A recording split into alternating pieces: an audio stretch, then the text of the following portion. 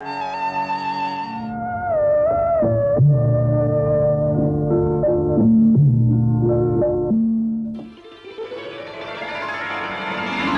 और भाइयों, मेरे देशवासी बहनों और भाइयों, साथी नागरिकों, बहनों और भाइयों, बहनों, भाइयों और मेरे देश के प्यारे बच्चों, संग्रहालय की गलियारों से हास परिहास।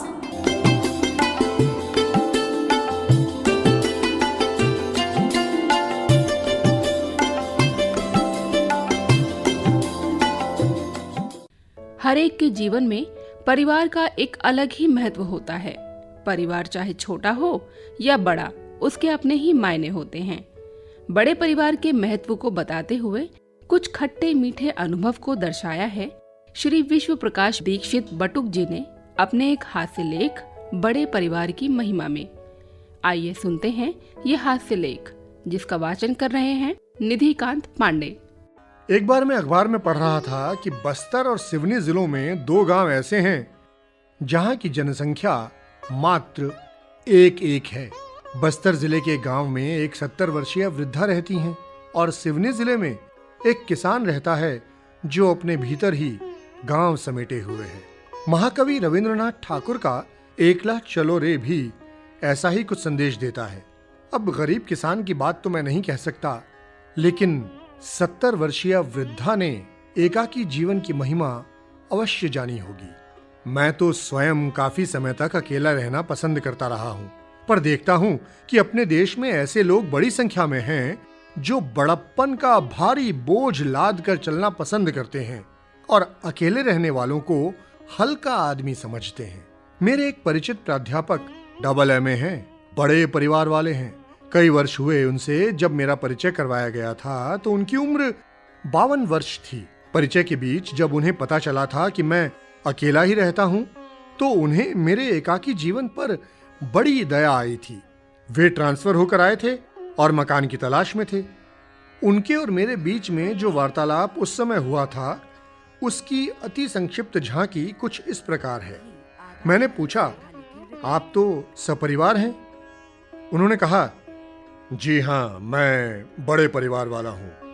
मैंने उनके चेहरे पर आंखें गड़ाईं और फिर पूछा, आप किस परिवार से हैं? उत्तर में प्रश्न हुआ, आपका इस प्रश्न से क्या आशय है? मैंने कहा, आप किसी बड़े परिवार के हैं ना? निश्चय ही किसी सुप्रसिद्ध घराने से होंगे। कुछ बड़े परिवारों से मेरा भी संबंध रहा है, शायद आपसे कुछ गहरा परिचय निकल आए। इसके उत्तर में वे एक खिसियानी सी हंसी हंसे। मैंने उनकी दुविधा को कुछ समझने की चेष्टा की और पूछा, आप अपने बाल बच्चे तो साथ ही लाए होंगे? जी हाँ। मैंने फिर पूछा, क्षमा कीजिएगा, आपके कितने बच्चे हैं? बड़ी संजीदगी से वे बोले, अभी तो सिर्फ 10 ही हैं। मैं बड़ा मुंहफट आदमी हूं, लेकिन उस समय तो मेरा मुंह सचमुच ही फटा का फटा रह गया, एकदम अवाक। यानी मैं बोला कुछ नहीं। मेरा फटा मुंह देख वे कुछ सकुचाए। मैंने उन्हें मकान दिलवाने का आश्वासन दिया और वे चले गए। उस दिन जाकर मैं बड़े परिवार का अर्थ समझ पाया। अब तक तो मैं यही समझता आया था कि धनी या सुप्रसिद्ध घराना ही बड़ा परिवार कहलाता है। अब समझा कि विस्तार अथवा जनसंख्या में जो बड़ा है वही बड़ा परिवार है। समझ में नहीं आता कि बस्तर और सिवनी की वृद्धा और किसान बड़प्पन का पदक प्राप्त करने से क्यों हिचकिचाते हैं। वे छोटे बनकर क्यों रह रहे हैं? कहीं वे देश की बढ़ती हुई जनसंख्या से घबरा तो नहीं गए हैं? खैर, जो भी हो, मैं कवि हूँ, महिमा गान कवि का पेशा है। अतः मैं उन परिचित प्राध्यापक के बड़े परिवार की महिमा गद्य में गाऊंगा। प्रयोग के इस युग में मेरे इस गद्यमय महिमा गान की गरिमा आप स्वयं अनुभव करें। जब प्राध्यापक महोदय से मेरी पहली भेंट हुई थी, तब और अब उनके बड़े परिवार में बड़ा अंतर आ गया है। वेतन वृद्धि के साथ साथ संतान वृद्धि भी हुई है। अब वे पहले से भी अधिक संतान सुख का बखान किया करते हैं। अध्यापन के साथ साथ कुछ साहित्य चर्चा का व्यसन भी उन्हें लग गया है। एक दिन मैं उनके घर उनका रिजेक्टेड थीसिस यानी अस्वीकृत शोध प्रबंध सुनने चला गया, जिसके चलते वे डॉक्टर बनते बनते बाल बाल बचे थे।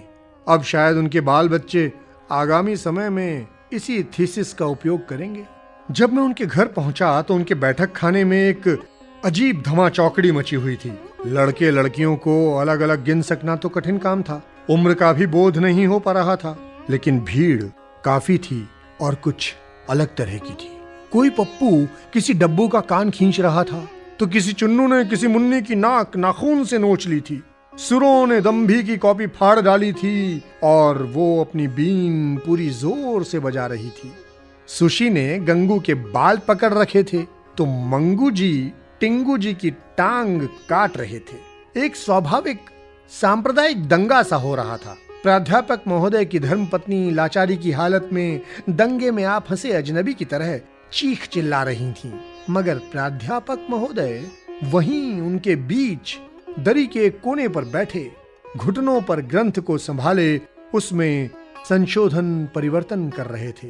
मैं पहुंचा तो श्रीमती जी का स्वर तो सम पर आ गया, लेकिन बड़े परिवार के अन्य सदस्य ऊंचे सुर में अपने काम में बड़े ही निर्लेप भाव से जुटे रहे, जैसे मैं वहां उनके लिए था ही नहीं। मैंने कहा, महोदय आप इस शोर शराबे के बीच कैसे पढ़ लिख लेते हैं? वे बोले, भाई इसे कोलाहल मत कहो, ये तो मेरा साधना आश्रम है। सच तो ये है कि जब तक बाल बच्चे शोर नहीं मचाते तब तक मुझे लिखने का मूड ही नहीं आता। मैंने जगत के कोलाहल में रहकर भी उससे निरासक्त अप्रभावित रहने वाले योगी का योगाभ्यास इसी शोर शराबे से सीखा है। यही तो मेरा ट्रेनिंग सेंटर है। आप अकेले आदमी ठहरे, आप क्या जाने इस गृहस्थी के मजे। मैंने कहा, आप बड़े साहसी हैं। झट से बोले, साहस भी मैं इन्हीं से बटोरता हूँ। आप ऐसा समझिए कि रात का वक्त है, चारों ओर अंधेरा छाया हुआ है और सहसा चोर का आभास होता है। अब सोचिए, कोई अकेला आदमी हो तो उसे भय का सांप सूंघ जाए। लेकिन मैं जनाब क्रमशः एक एक बच्चे का नाम लेकर जोर जोर से पूछता हूँ कि अरे जाग रहे हो ना? नतीजा ये होता है कि पूरी सेना का नाम सुनकर चोर दबे पांव भाग खड़ा होता है। ये है जनाब बड़े परिवार की महिमा। इसी प्रकार उन्होंने और भी बातें बताई, जिनका निचोड़ ये है कि अगर बड़े परिवार के बच्चों के कपड़े फटे पुराने हैं तो समझ लीजिए कि उसका कारण गरीबी नहीं है, बल्कि सादगी का अभ्यास है। अधिक बच्चे हैं, सबको भरपेट भोजन नहीं मिलता है, वे भूखे रहते हैं, तो जान लीजिए कि वे कम खाओ गम खाओ के सिद्धांत को मानते हैं। इस प्रकार एक बड़ा परिवार ही आपके सामने जीवन का सच्चा आदर्श रख सकता है। अकेला व्यक्ति या 2-4 प्राणियों का संक्षिप्त परिवार क्या जाने इन आदर्शों की बातों को। अगर बहुसंख्या के कारण आप बच्चों को व्यावहारिक ज्ञान नहीं दे पाए हैं, वे उज्जड और अशिष्ट हैं, तो होंगे आपके अज्ञान के कारण। अरे वे तो स्वाभाविक जीवन जी रहे हैं, शिष्टाचार का बाहरी आडंबर उन्हें अच्छा ही नहीं लगता। प्राकृतिक जीवन की गति अवरुद्ध करना आज के युग में ठीक नहीं है। और कुछ हो न हो, बड़े परिवार का बड़ा लाभ तो ये भी है कि अगर गली मोहल्ले का कोई बच्चा आपके किसी बच्चे को छेड़ता मारता पीटता हो तो आप उस पर पूरी सेना छोड़ दीजिए और सचमुच इस प्रकार आरंभ से ही युद्ध की ट्रेनिंग पाए हुए ये बालक देश के सच्चे सैनिक बन सकते हैं। और भला ये भी क्या कम लाभ है कि सिनेमा के इश्तिहार या इसी तरह के और बंटने वाले पर्चे इकट्ठा करके एक सेर रद्दी रोज इकट्ठी की जा सकती है। घर पर आने जाने वाले मेहमानों से जो भी रुपए मिलते हैं उनको आप गुल्लक में डाल सकते हैं और इस प्रकार एक बड़ा परिवार अपनी आर्थिक समस्या को सुलझाने में बहुत ही कामयाब सिद्ध हो सकता है। परिवार के जितने ज्यादा सदस्य होंगे उतना ही अच्छा होगा। राजा सागर के 60,000 पुत्र थे। यज्ञ का घोड़ा खो गया था तो वे पाताल खोद कर भी उसे लाने गए। घर में अकेला आदमी हो और उसका पालतू कुत्ता या बिल्ली खो जाए तो वो घर के कमरे का एक कोना तक तो खोद नहीं सकता, पाताल तो दूर की बात है। घर में कोई गमी हो या उत्सव तो लोगों की जरूरत तो पड़ेगी। संक्षिप्त सा परिवार हुआ तो दूसरों का मुंह देखना पड़ेगा। बड़े परिवार के आगे ये संकट नहीं है। सबने मिलकर छप्पर उठा लिया, दरियां बिछाई, एक ने लगाया नीचा सुर और दो ने ऊंचे सुर में गा दिया। किसी ने ढोलक पकड़ी तो किसी ने मंजीरे और किसी ने पेटी बाजा। बस सब मिलकर रो लिए। आज का जमाना बड़ा स्वार्थी और स्वकेंद्रित है।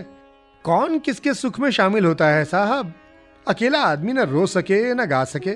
अजी रोए गाए भी तो अकेले आनंद ही क्या, मिलजुल कर ही सुख दुख बढ़ता है ना। सचमुच बड़े परिवार की महिमा अपरंपार है।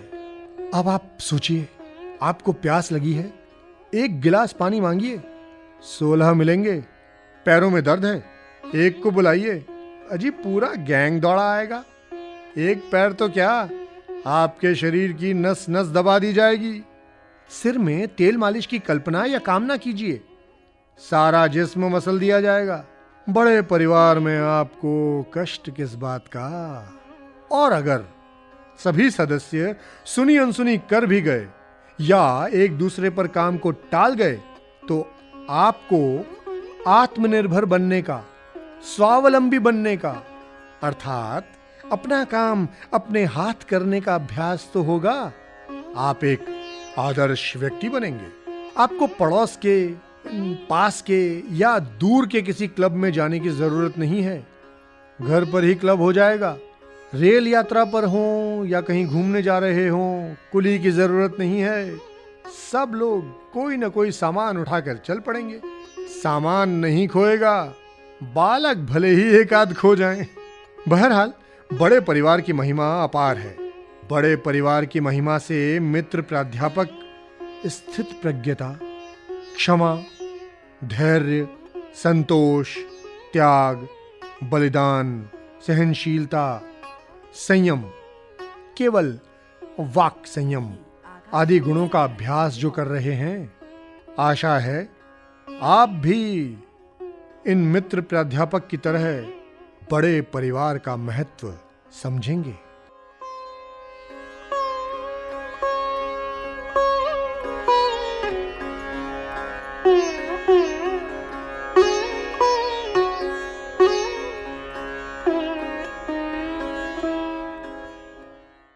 अभी आपने सुना हास्य लेख बड़े परिवार की महिमा, जिसके लेखक थे श्री विश्व प्रकाश दीक्षित बटुक। वाचन स्वर था निधिकांत पांडे का। इस कार्यक्रम की कॉम्पेयर थी प्रीति कमल और प्रस्तुति थी रंगोली श्रीवास्तव की।